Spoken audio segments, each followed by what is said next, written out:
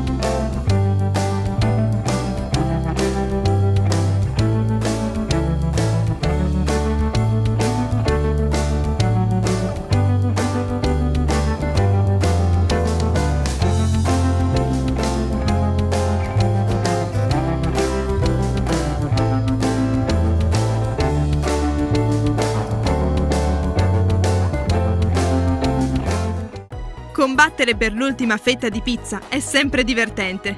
Per quanto ci piaccia mangiarla, cucinarla è ancora più divertente.